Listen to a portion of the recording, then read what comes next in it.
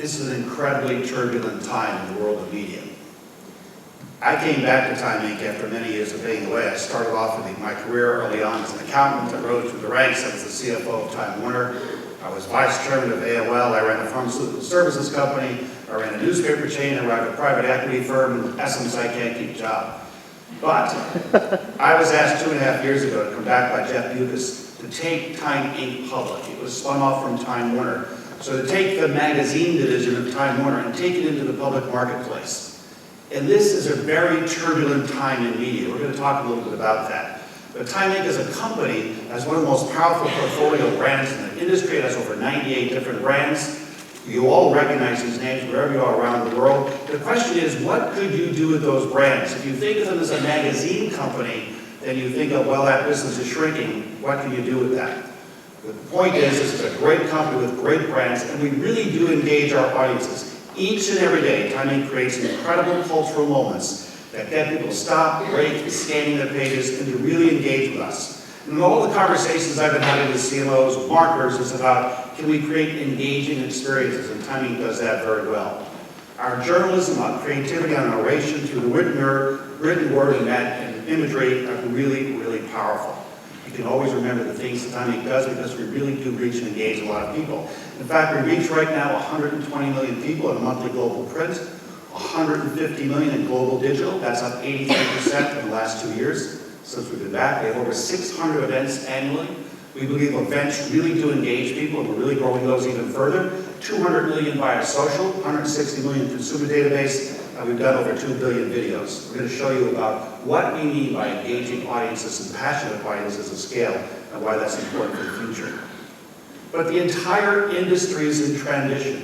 When I left 14 years ago, I left the industry to go do other things in private equity and other places, this industry was relatively stable.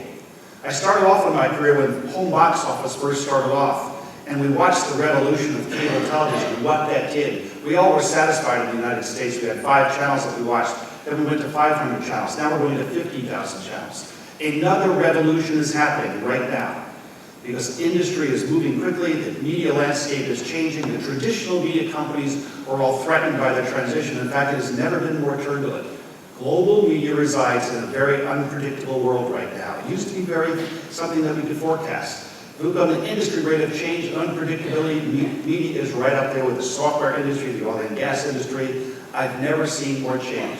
In fact, at Cannes last year, we all talked about there was $28 billion of global media accounts, global accounts up for review with the ad agencies, because CMOs are saying to themselves, I can't break through the clutter. There's so much change going on, we've got to figure it out. For a traditional media company, they're asking themselves the question, how do I survive in the future?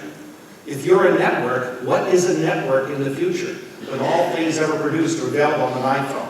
The digitization of content, the use of mobile devices have dramatically changed the way we all work and interact with the world.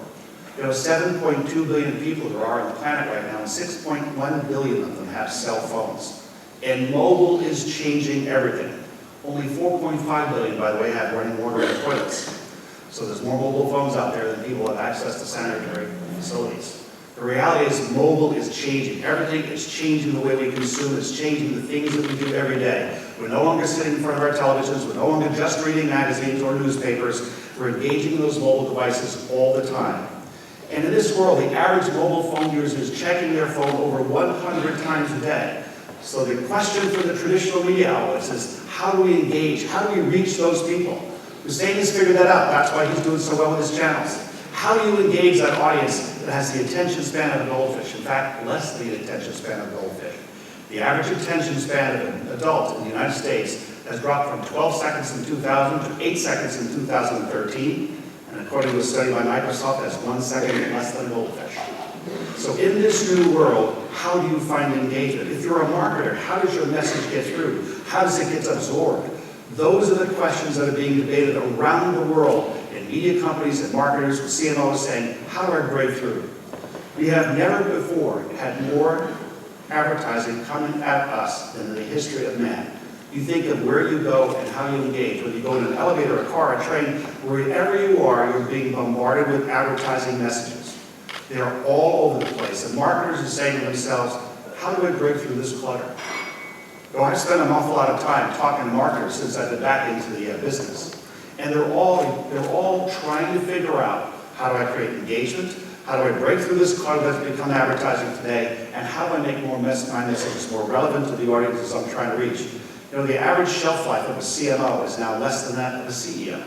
They're getting fired more and more. The reason all those accounts were put up for grabs last year is because CFOs and others are asking themselves hard questions. Am I getting the return from my marketing message? Lots of questions being asked about measurement, about value. Is it really working? Am I breaking through?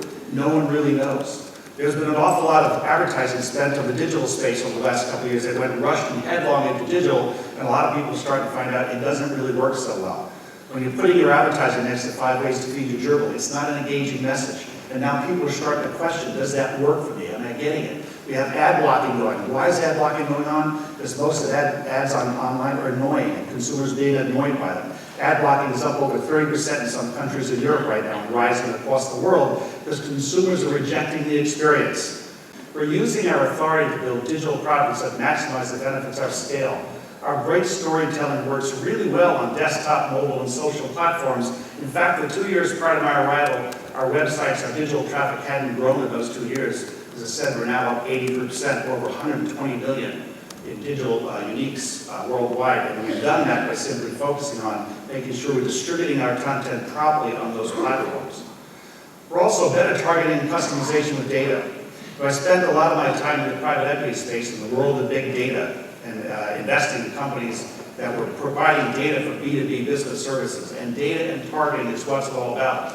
Media companies need that roadmap to customize individuals' content and marketing experiences, and Timing is investing heavily in data, and that's taking us forward.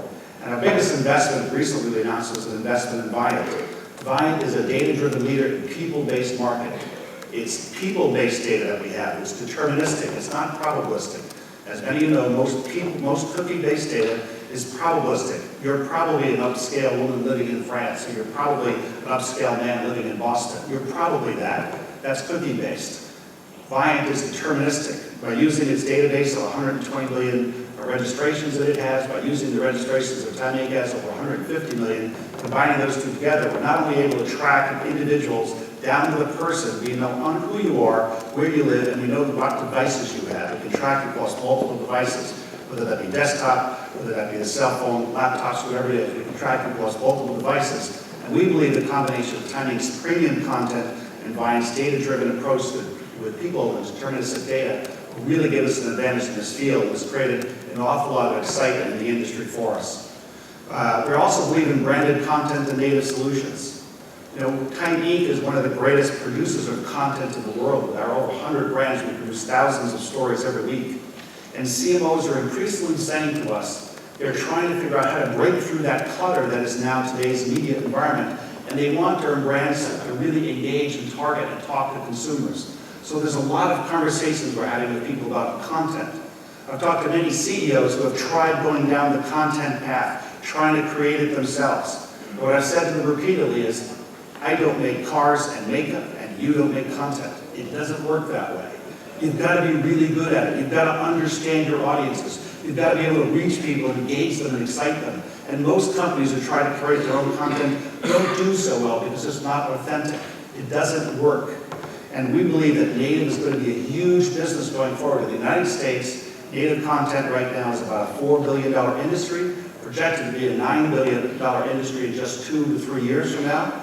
We think it's a great opportunity for growth, and we're working very closely with all of our advertising partners on trying to create native solutions and native content for them. We're going to show you some examples of that.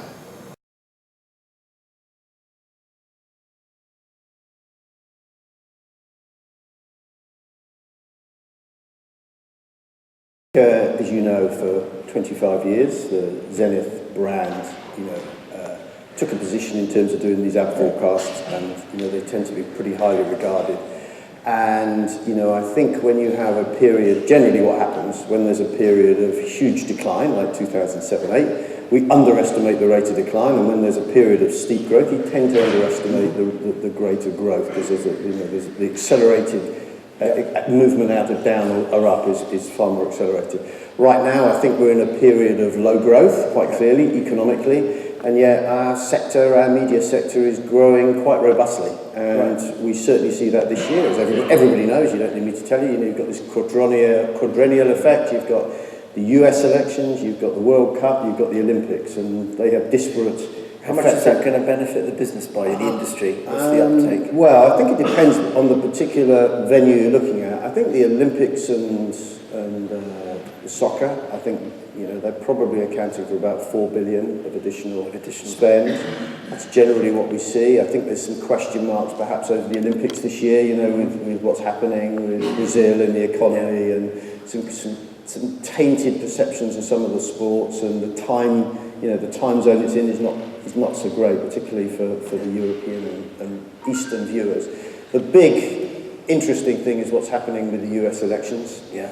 And I remember being at Davos in January, and I met the publisher of Forbes, and she was saying to me, there's a story here that Donald Trump is going to, we think, and they've done all this modelling, we think he's going to win the candidacy for the Republican Party. I said, that's unimaginable. That's not going to happen. And she said, that is going to be the biggest story of the year. And that's what's happened, obviously. And you've got this incredible news story. So I think both the spending behind that we've seen today and the spending that's going to come through, but also, as we're in the media business, the actual amount of written word that's been written about on one side of the pond. You've obviously got the US election. And every single, those of you working in the US, every single US broadcast, every single newspaper leads with nothing else between Clinton and Saunders and where Trump and what's going to happen and the disaffection with big government. It's such a huge story and is driving circulation and actually, so although I would say that's probably, we would think 2.5 billion in terms of additional ad spend, quite considerable, particularly in terms of local media, local cable, local newspaper, etc. So $6 billion of surge this year, which is good for the industry. Yes. Where does most of that? You mentioned cable, but what benefits the most with this? Is it digital spend? Is it mobile spend, or is it traditional cable TV? I think we see that across all venues, all vehicles. It's the spend is probably going to be skewed far more towards the US this year, just simply because the venue of the timing, obviously, of the Olympics and also the US election. And where do you stand on? I mean, more uncertainty. We're here in Rome, but we're talking about Brexit a lot. Yeah. Again, that's something that felt rather like Trump. It felt unimaginable that the UK would contemplate Brexit, and the polls are beginning to suggest that again, it's the unimaginable is possible. Yeah. What implications? It's as unlikely as Donald Trump becoming candidate. And it's amazing that's happening. So what's in your opinion? What's the potential impact on our industry of Brexit? Yeah. Certainly, I think for those of us working in Europe and particularly in the UK, I think the biggest cloud right now on spending, which is definitely somewhat depressed in the minds of consumers across everything from property to retail to finance, is definitely the threat of Brexit. The polls seem to be leaning sort of 55% in staying, but there's a very worrying trend. There's this disparity, as everyone knows, between the young who feel that they should be part of Europe and the older mindset who feel that separation would perhaps be a good thing. Yeah. And unfortunately, getting the young to vote is going to be a big issue. So I'm a little sceptical on the polls, but we're doing some research at the moment amongst our key clients. I am yet to find a client, a major client, who believes that Brexit will be anything other than damaging for them, their business, their stakeholders, and their employees. Not one major advertiser. We've done some initial forecasts, I think you may know. We estimate over the next 10 to 15 years, if Brexit happens, there'll be something like £1 billion worth of potential ad revenue coming out of our market. So it's going to be very damaging, we think, for our ad market in the UK. That's 15-20%. Well, £1 billion over that time. Period, And so clearly, this Brexit vote, which ironically, it's not as everyone knows, it's not a dispute between the two parties. It's an internal dispute, really, in the Conservative Party. Yeah, of course, exactly. The opposition is actually in favour of staying. So you'd say, well, how is it even questionable? So it's having this. I'm sure Cameron, if he had his time again, either thought that he would be able to negotiate better with his own party clauses with the EU. and avoid the referendum. Yeah. So look, back to ad spend. One thing that came out very strongly in the most recent forecast of yours is that internet spend is now ahead globally of spend on television for the first time. That's next year. Yeah. Tell me a little bit about that. What's and how does that change the overall focus of the industry? Really? Yeah. Well, I think it's as everyone has seen, in our little journey since Zenith which come back to, was the first of these media agencies. When we started, it was a purely executional business. Zenith was called Zenith Media Buying Services Limited. We never have any aspirations to do anything other than media buying. It was all analog media. And of course, what we've now seen is a number of things are changing our business model quite dramatically. And the arrival, really, over the last 10 years, if you think I know that, 10 years ago in Venice, there was, even then, there was a question, would digital and internet change our business model? Do you remember that? Coming up in one or two, and there was quite a mixed debate on that. Yeah. And it unquestionably has changed that, and it's changed, it's changed all of the media vehicles and venues, it's changed the competitive mindset, it's changed the role that we play for clients, and it's obviously the most impactful viewers is on the printed media, where you've seen newspapers and magazines, where we see that sort of broadly what's happened, the shift that's gone into the internet. There's not been an expense of TV, which its share of viewing, share of audience time, and share of money really hasn't changed that dramatically. And in fact, share of TV is actually slightly increasing. It's coming out of the printed world, newspapers and magazines, which we see within a couple of years going to 10 and 5. So sort of almost a third of the level that they were 5 years ago. I mean, we all know that this presents a challenge for the media agency. A good question to perhaps I'm trying to uncover some of the issues is, how much of a threat to your business is Google? I don't think Google's a threat. When we, those of us who've been, in our journey, and I remember when we launched Viva Key, 8 years ago, I remember, the analysts will say, the biggest threat we had is disintermediation, because it was going to come from companies like Google and Facebook who are going to disintermediate our business. We certainly have some huge competitive threats in our industry, but I don't think it's coming from Google. Google is a partner and a distributor and a provider of content and a gatekeeper to consumers, and obviously now is a technology partner and a data partner, as is Facebook. So we definitely have to use Google. The fact that they are so dominant, Facebook and Google, is obviously a challenge, because obviously in a market, quite often you like disaggregated markets that you can deal with. And the dominant position, if you take Baidu, Facebook and Google have, taking 60% of all digital spend, it's very, very dominant position, a position I think is going to grow, not weaken. So, but that's not a challenge to our business, it's a challenge to our business model about how we better serve the connections with the customers. But Google and Facebook has, frankly, has been an amplifier and accelerator for those sitting in the media agency.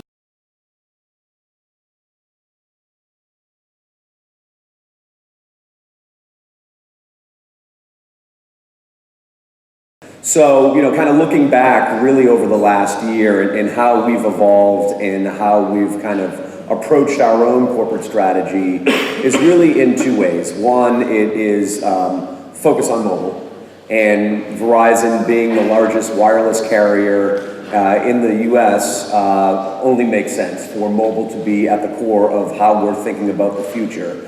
And then secondly, I would say the impact of data and what you can ascertain from handset data, so mobile device data. And clearly with Verizon and well over 100 million users, there is a richness of data that we are now exploring, and we've got a number of beta tests out on being able to determine at a very high level both user habits, and also what is the right content for those users to consume, both branded content as well as consumer content. So with that combination, you have what I would call, I don't think too much of an exaggeration, an unprecedented opportunity to measure the impact of this combination of content plus data. Yeah. Is that a fair statement? Absolutely. I mean, I think it is in our heritage, right, to use data to drive content, and AOL's been doing it for a long time. I'll call out Huffington Post specifically, so Huffington Post just got a 10-year anniversary, and they really pioneered content optimization through data. And the way in which, in real time, content was adjusted, how editors were thinking about producing content, not only producing, but also optimizing.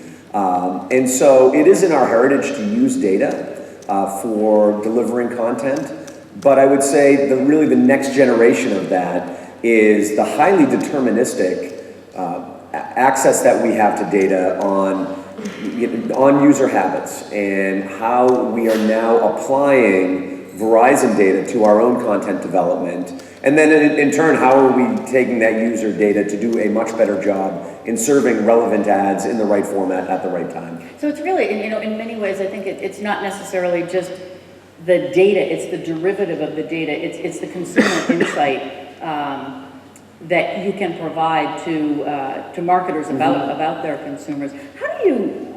How are you going about measuring the impact of this exciting combination of the content and the data? I mean, I would say it's two things. Obviously, we're very conscious of, how is the content that we're producing being consumed. But secondly, I think, and this is really one of the bigger challenges in the industry, is that, as we have seen this very, very rapid shift from desktop to mobile device, and also from text and image-based content to video-based content, and then video on the mobile device, it presents a whole host of new challenges. And I would say, where we're thinking about it is, how do we continue to evolve our video content?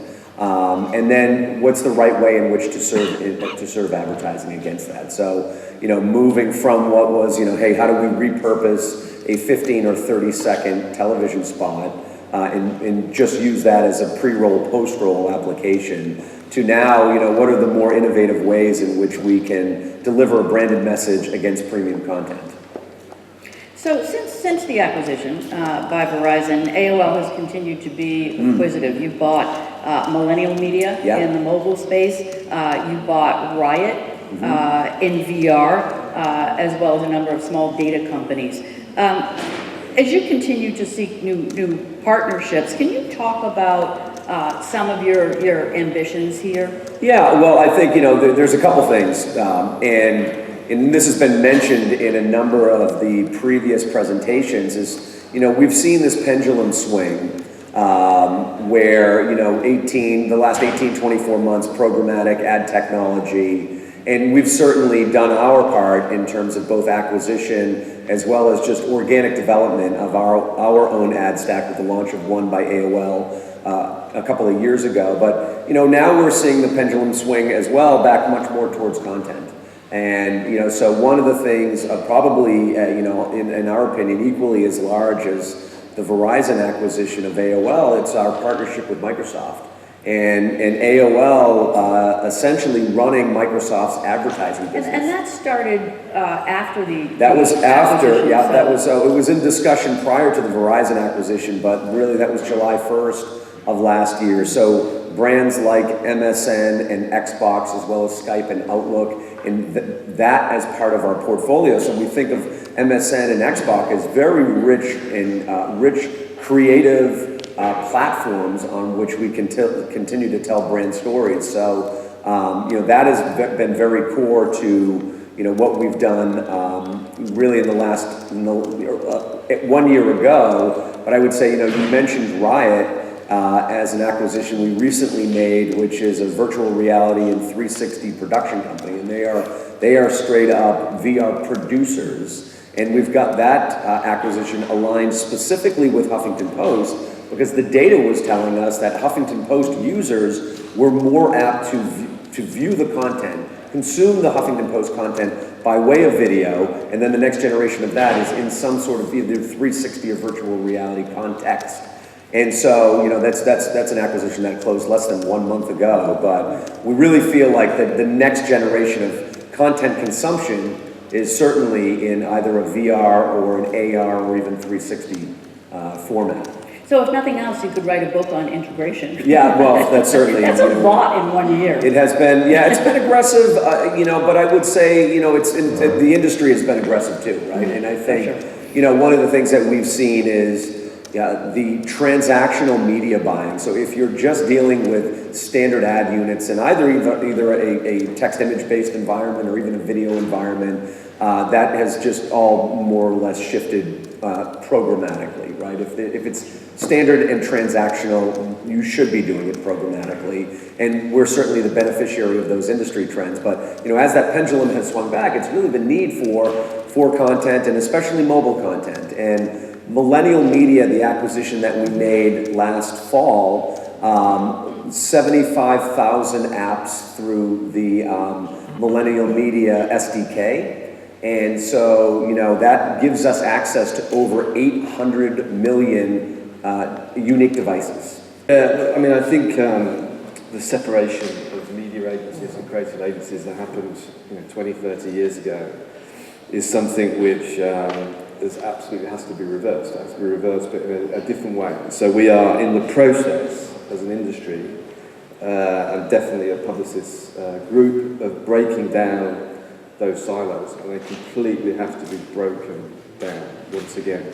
And it means and it requires a completely new level of interdependency between people. Mm-hmm. So, and that interdependency exists across everything. So if you imagine a challenge of producing a piece of content for this, the level of interdependency that's required to do that is completely different to producing a television ad. So, content, data, interdependency with vendor community, interdependency with client's data, CRM backend, the whole piece means you've got to work completely differently. So the silos have to come down, and the way that we work with different agencies has to change. And that inevitably will cause blur on what the capabilities are. So, you've got to create clear lines of where your skill set really is, and then find the points of integration as well. Sort of technology has changed our world in ways that sometimes we don't think, but in terms of an infrastructure, organizational structure standpoint, I think we've really seen that that separation between creative and media is a false separation, given that codependency, interdependency, need for collaboration.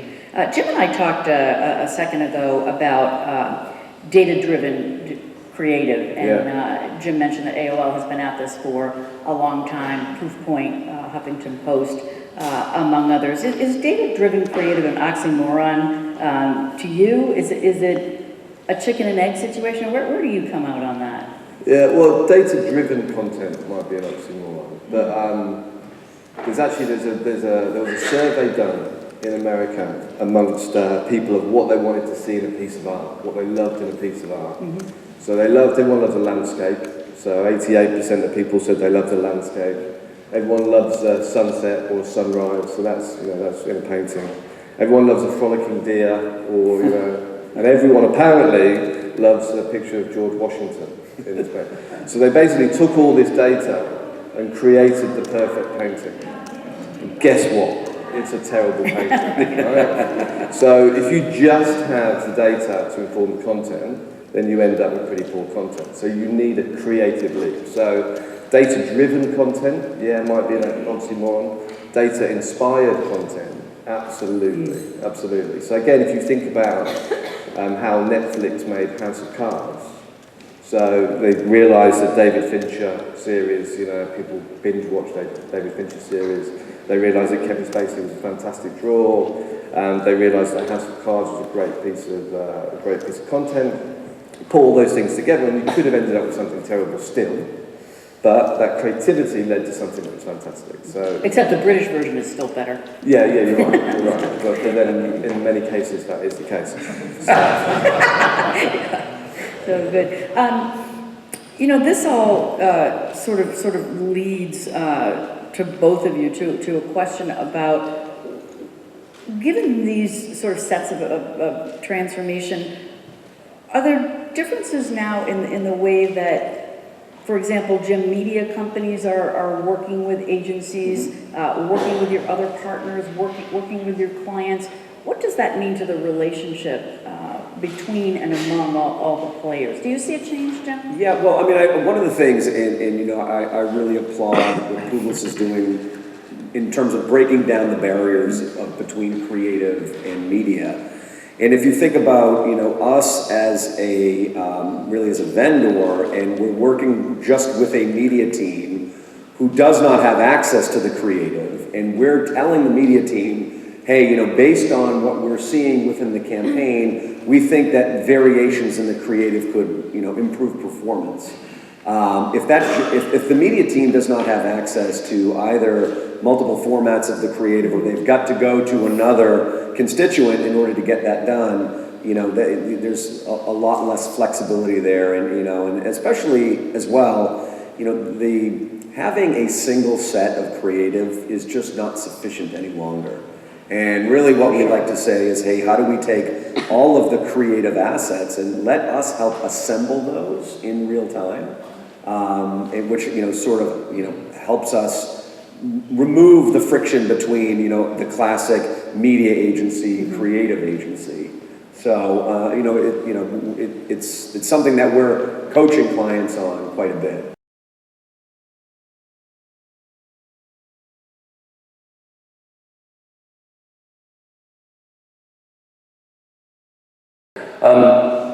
Yeah, we quite do kick ass. I asked the volume to get up really high. I said it doesn't work unless people leave with like bleeding ears. So thank you very much. Thanks for that. It was awesome. There is a 3-minute version as well, but when I sent it over, C Squared replied and said, yeah, you might actually have people kind of like nauseous at the end of it because it's that kind of kick ass, basically. So I'll just remind you what we're going to be talking about today. 3 areas, and then a 4th area. Well done, Jeremy. Brand in hand, UGC, players, and brand partnerships. Some of what I talk about is like an Activision point of view. Some of which is my point of view. Some is Marcom's point of view, and some is just general point of view. And I'll try to point out which is which, because it's kind of key that you understand which hat I'm wearing when I talk about this. So talking about the first ones of these, then, gaming. Brand in hand and gaming. We all know the key point for any brand nowadays is flexibility. Once upon a time, as we all know, brands, 15 minutes, 38 minutes. This is going way too fast. Time needs to go slower. Don't worry, by the end of my session it probably will be. Brands have to be flexible. Once upon a time, brand could say, this is me, behave with me in this way, I want one dialogue with you, and obviously we can't do that anymore. And that's particularly true in mobile. People have an incredible range of varieties and need states from their mobile phones. And brands have that creates a tremendous opportunity for brands to kind of engage in different ways with people through their mobiles, which have all these different need states in them. So it's no great surprise there. The challenge for any brand, including ours, is to do that consistently. So people want very, very different things in their mobiles in different places, different times, different occasions. I'll talk about this later on. And we have to make sure we've got the assets that seamlessly tell the same story right across all those different need states. And that's really the key point for brands using mobile and brand in hand. Because given the way that we use our mobile devices, it's so varied that if you're trying to have one brand monologue, like the old days, this is me, this is what I stand for, you're going to disconnect with people across many of their need states. No other platform than mobile makes that kind of demand. So in gaming, for example, people generally want to watch they can watch a trailer, they could write about the trailer, they could read a review of the game, they could blog about the game, they could look at an influencer, they could tell the world about the awesome bit of camo kit they just bought in Call of Duty in-game. They could tell the world about the new emote they're doing in Destiny. Any Destiny players will know what I'm talking about, by the way. If you do emotes in Destiny, high five to you, if you can get that far in game. The new emote they've done in Destiny, the character they're playing in Skylanders, or in Guitar Hero, maybe that bit at the beginning of Paint It Black that sounds really simple, that opening guitar riff, and it's really not very simple at all. Well, maybe they've just mastered that in Guitar Hero, finally mastered it in Guitar Hero, and they want to tell the world about it. They want to do all these things in their mobile phone. So if we have just one sort of message, we're going to miss most of those contact points with them. So we have to have this phrase you'll hear me use a lot, this rich, deep tapestry of assets need to exist in mobile like no other platform at all. It's a rich ecosystem of mobile-friendly assets. Think about the brand in hand concept generally. It gives you flexibility to meet these different needs that I've been talking about. Because people use their mobiles in such unusual ways, no other platform does. And it's kind of scary, but at the same time, it's kind of really exciting. How exciting that we can have multiple conversations with people in one device like no other. It's expansive and it's thrilling. It's terrific. This is great stuff. But there's also a danger, obviously, which is that you don't really connect across all of those need states seamlessly. You've got to do it consistently. There's no point us having that asset and then something else that tells a completely different story.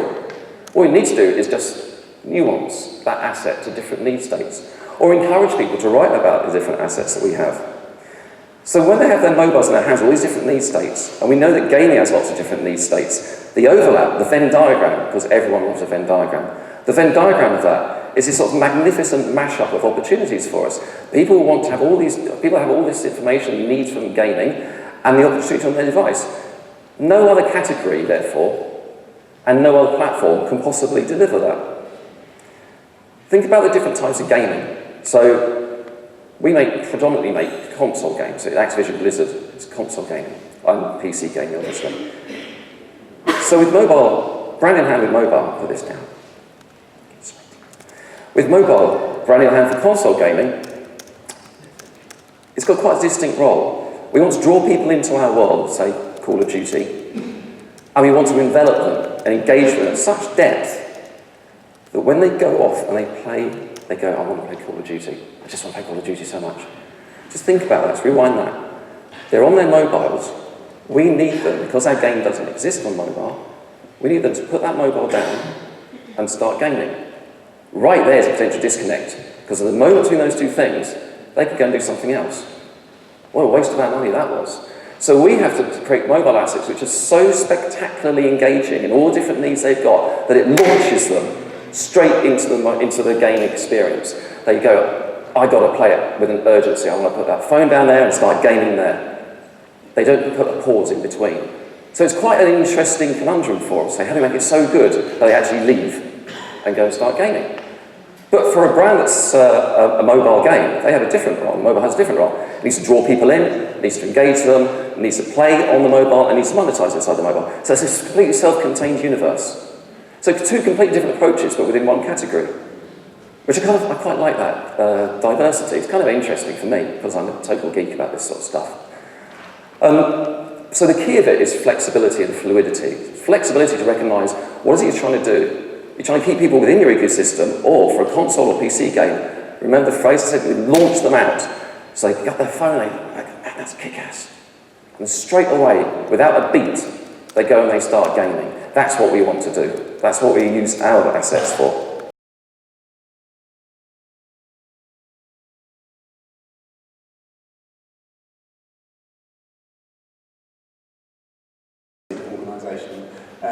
That's absolutely rooted in authenticity. But at the same time, I also work in the digital advertising industry, and we have a very full room, I'm sure, next door, hearing about programmatic media. And I see that part of digital advertising overall, which is predominantly programmatic now, as beginning to encounter a bit of a trust problem.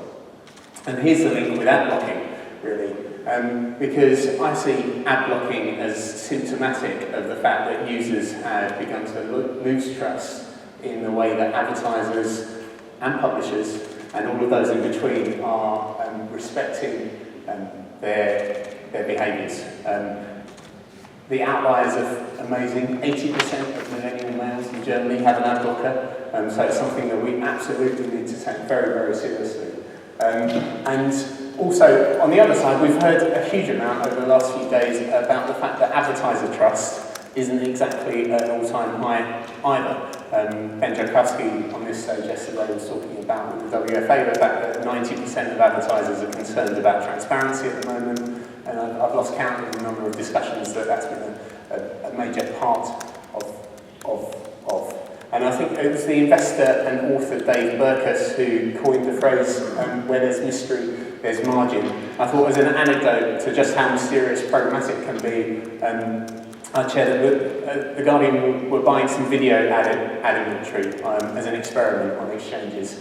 over the last couple of months, and we found quite a scaled amount of Guardian video advertising inventory for sale on major name exchanges in the UK, and it passed all of our verification tools, passed all of our brand safety tests and all the technologies that we have on board. But here's the rub, we don't sell any video advertising inventory on exchanges in the UK. So these guys are good. These ad fraud guys are very good. And this might feel, I think, a little bit like last year's can debate. I certainly remember the $7.2 billion forecast from the ANA that was going to be spent on fraudulent media this year, but it seems that we haven't yet addressed all of the underlying issues here, which feels like we should, because isn't trust what all of our businesses are about? Aren't we all fundamentally about trying to help build brand trust, brands build trust, and therefore sales through that?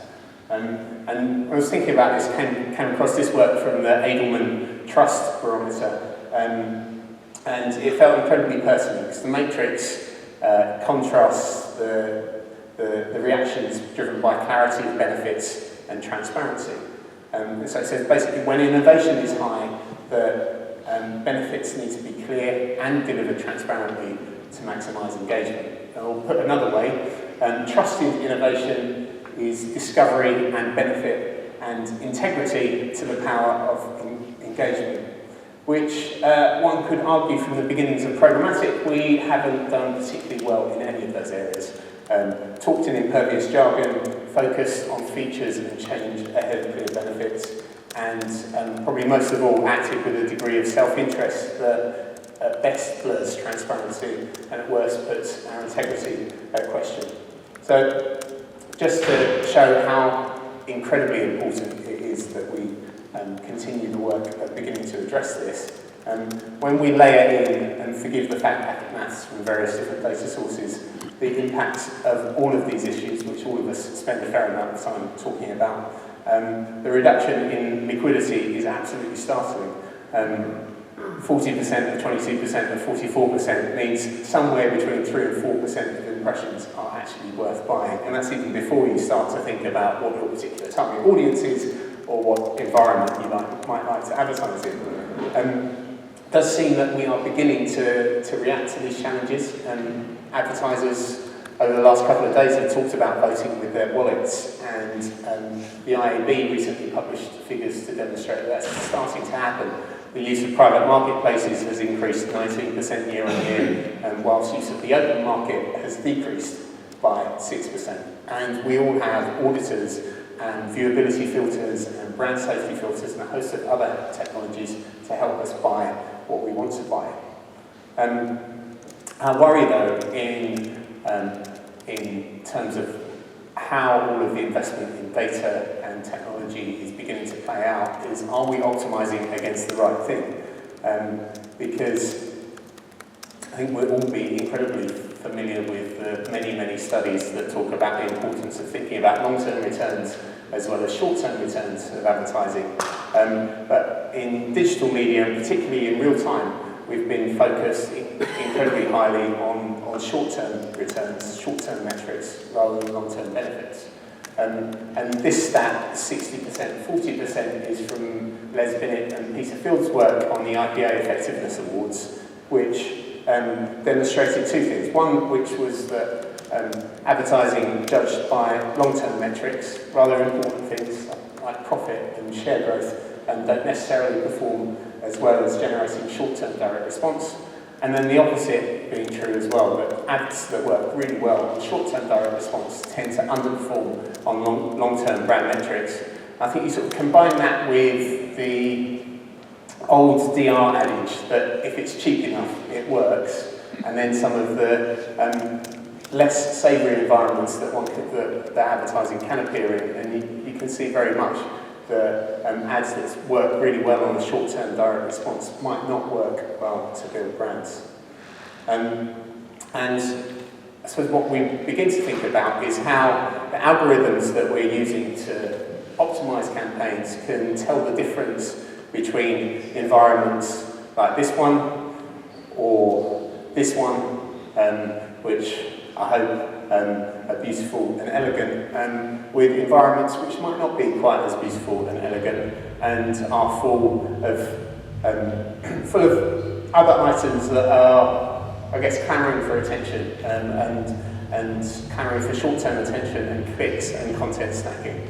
And I suppose what I'm intrigued about is the fact that all of us, I'm sure, will be in Cannes next month.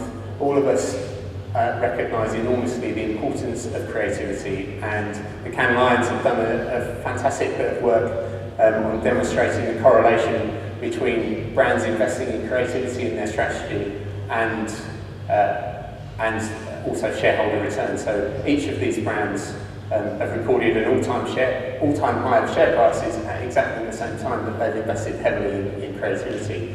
And when we all understand the importance of creativity in the work, why, I wonder, are we not sort of placing similar levels of attention to the levels of creativity on the environments in which the ads actually appear?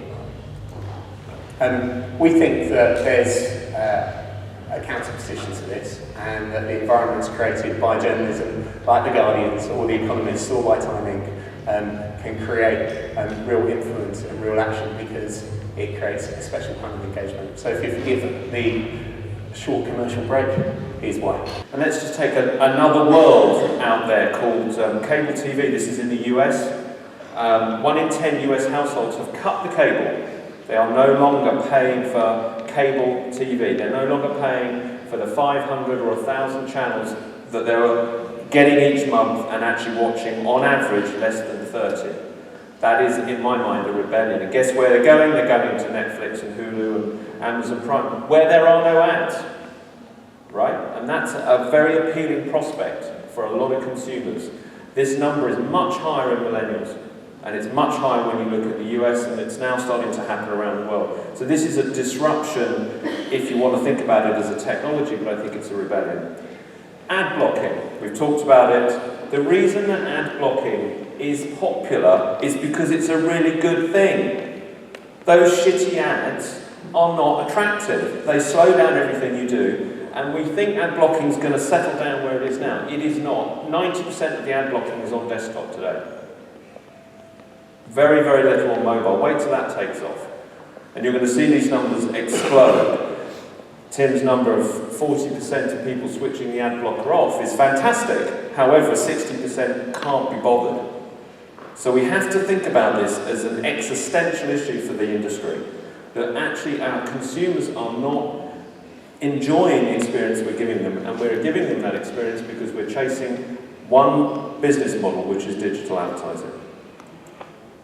And if you don't think it's not happening amongst marketers and everyone in this room, and in fact everyone in the other room who are all listening about how they're going to make money out of online advertising, even though half of them have got an ad blocker switched on, it is happening, right? This is a real phenomenon, and it's growing. Germany much higher, different markets around the world higher. And this is trickling down to marketers.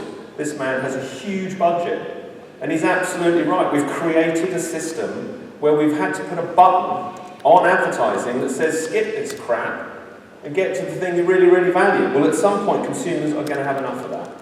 So marketers are following consumers, and they are, and you know, the other thing about the marketers, which you touched on very briefly, is the other room have enabled a huge amount of fraud. Huge, billions of dollars of marketing money stolen each week, every day, by a system that allows it to happen. I was talking to a very senior Unilever marketer, and she said to me, I can't tell my boss the number, the percentage of our inventory that we're buying that we think is fraud, because I'm embarrassed. And there will be a rebellion against that. Marketers are going to rebel against that, in my opinion. So let's think about the second one, number 2. Advertising is not enough. Digital advertising will not be enough to sustain media companies going forward. If you are a single business with a single revenue line from online advertising, you are screwed. The long-term prospects are terrible. Think about it. Ad blocking, viewability, fraud. The sole point of revenue that you've got is under attack. It's structural. It's not coming back. So look at those businesses, huge bubble around valuations of ad tech and all these things.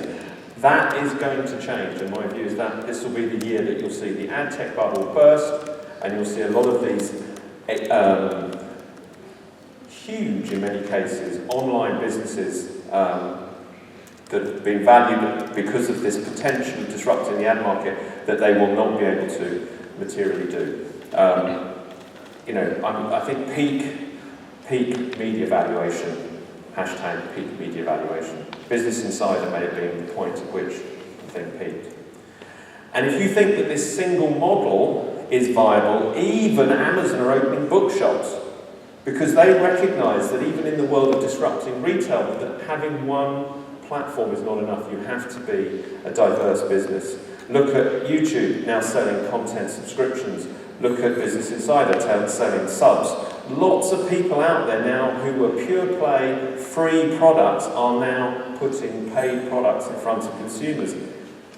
Even The Guardian will, my prediction is The Guardian will say the word paywall in 2016. Not membership, they'll say the word paywall. And part of the problem is there's so much content out there.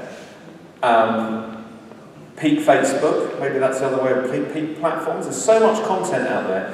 Most consumers don't even know where it's from, right? Everyone's creating content that is not very high quality because they're chasing an ad impression that frankly is worth less than it was yesterday and will be worth less tomorrow.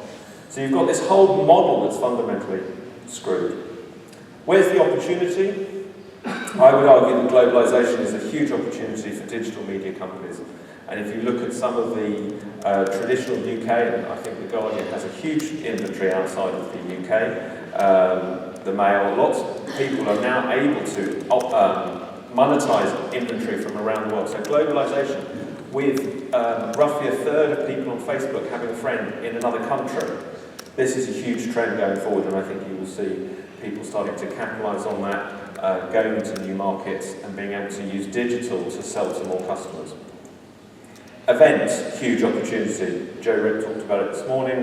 The way to think about events isn't happily the people in the room. You have to think about events as the social, the video, all the other assets that they generate. We did an event in March. I would argue the first global debate around inclusion, LGBT inclusion in the business workspace. We started the event with an event in Hong Kong, we moved to London, and then we moved to New York. So 22 hours. The reality is we had 500 or 600 people in the room. We had 17 million social impressions. We had 1.5 million video views. So that now is a broadcast business, it's not an event business, which plays in really well to all the other bits of the media company.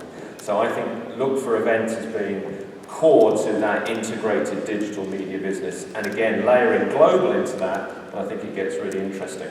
And by the way, if you want to come to an Economist event, you have to pay. So there's a paid model in there as well. Lastly, this thing about first-party data, I think this is absolutely a key part for us.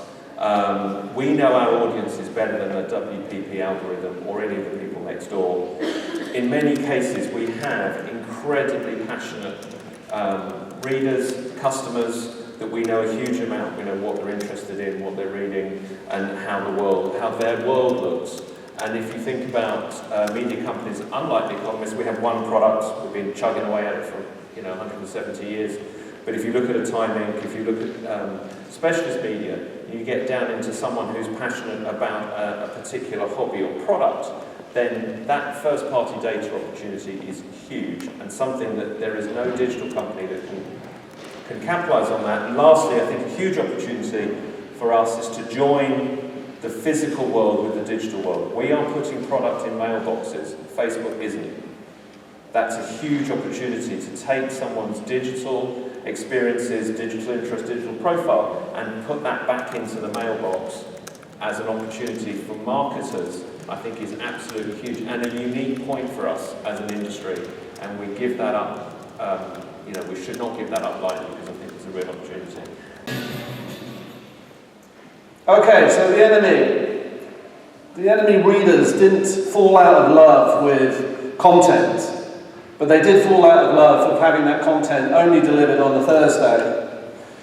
They now need that content on a constant feed, 24/7, as you know. Millennials, let's keep the term, are still the biggest users of the internet, driven by mobile, driven by videos. There was a stat, I think, from the same IAB survey that you mentioned that said the average millennial spends 3 hours per day on their phone. Now, I think that stat is wrong, because I've got 4 children, and my children spend 3 hours per day off their phone. So there's actually, mobile is a real big driver of this audience, as you can see from this data. But we also know, as Joe said earlier today, which is they're unlikely to be paying for the content. They are, however, one of the most receptive and savvy and smart audiences when it comes to advertising messages. Receptive to advertising that's placed in the right context, receptive to advertising that meets their needs. We've heard that they're the biggest user of ad blockers. Of course they are, because they're smart. They want stuff that works and is going to help them. They account for 40% of media consumption. They're 30% of total media spend, which is 152 billion. The fastest part of growing digital advertising. And top 10 advertisers spend more and more money on trying to reach this audience. So how do we take this brand, Enemy with all its history, and convert it for this new landscape? And really it's a completely different way of looking at content. The first part of that is create. We had to go from 35 stories a day to now a minimum of 75 stories a day. The second part was curation of great content. If you go on to the Enemy Daily app today, there's a fantastic piece of curated content, which is, does anyone in the audience like Queens of the Stone Age? Does anyone in the audience know Queens of the Stone Age? Josh Homme from Queens of the Stone Age with Iggy Pop doing a fantastic version of Lust for Life from the BBC, which we've created into that particular space. We also have to aggregate. Again, if you go onto the app, unfortunately, this Wednesday, was the anniversary of Ian Curtis, who was the lead singer of Joy Division. He died in 1980. We were able to take all of that content we had from that period in 1980, re-aggregate that, put it into a feed and repurpose it. And the final is community. The lead story today on the app is there's 10 unsigned bands that we've highlighted as being the next big thing. All of those bands were brought to us by readers, people who were writing into Enemy promoting their brands. The next part is where we land at across the various devices. And that's down to not the editor, but the content director. And it's determined on the size of the story, whether it's short form, whether it's long form, where it works best on which particular platform. And then, as we talked about, a growing part of our business is then bringing that to experiential. So from the Enemy Awards through to rolling out the tours, etc. And our partners can participate in that journey all the way from events, but through to print. And you might ask, well, why are you still doing print then? And we're still doing print because it really works. Rihanna, Taylor Swift, Drake, Kanye West still won covers of Enemy. It gives us access to outstanding content. And the fact now we can distribute that print primarily into the areas where the millennials are, university campuses, live venues, has really grown the whole business. And I just want to show you a little video of that transformation of the brand.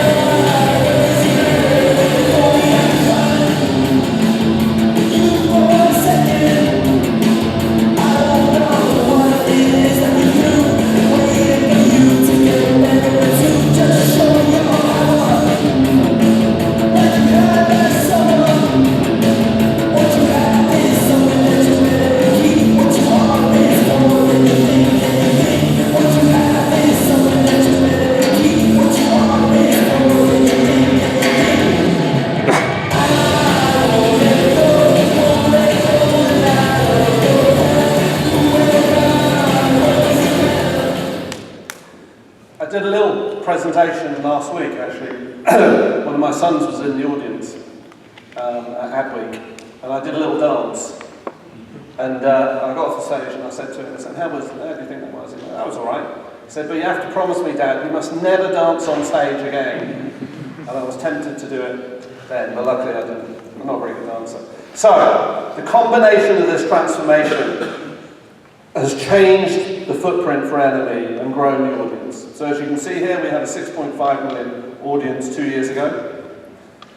I've talked about, and you've seen, the transformation of print from paid-for title to a freemium title with 300,000. I've shown you NME Daily, which is a daily scrolling 24-hour feed on the most important music content. We've grown our social followers 24% to 2 million. We've grown our uniques 25% to 7 million. A big and expanding part, and I agree completely that the future for publishers is a growing amount is experiential.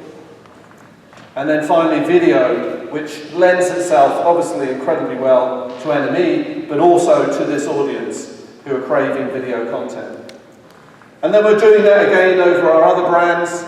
Look is a fashion magazine, we've launched Fashion Drop. This is where we create content on a daily basis from what's best in the high street. And now, which is Celebs Now, which is a 24-hour feed of celebrity content. And in the journey, we're learning a lot of information. On the left-hand side, we're seeing that print still plays a really important part in inspiring people in the fashion market. Would that dress that Daisy Lowe was wearing at Coachella, would that work on me? Not me, personally, obviously. You're that sharing that on social with your peers, with your community, and then you're ending up going to transaction. We have an app called Snap Fashion, which is a mobile app, which if you take a picture of the suit, not that you want a picture of my suit, it will show you other suits of the same design, same style, where you can buy them, what the price, and then to transaction. And also data, again, really important data about the audience. The right-hand side, that's how the purchase journey works. I thought most people went online at lunchtime to buy. But actually they don't. They go online at lunchtime to browse.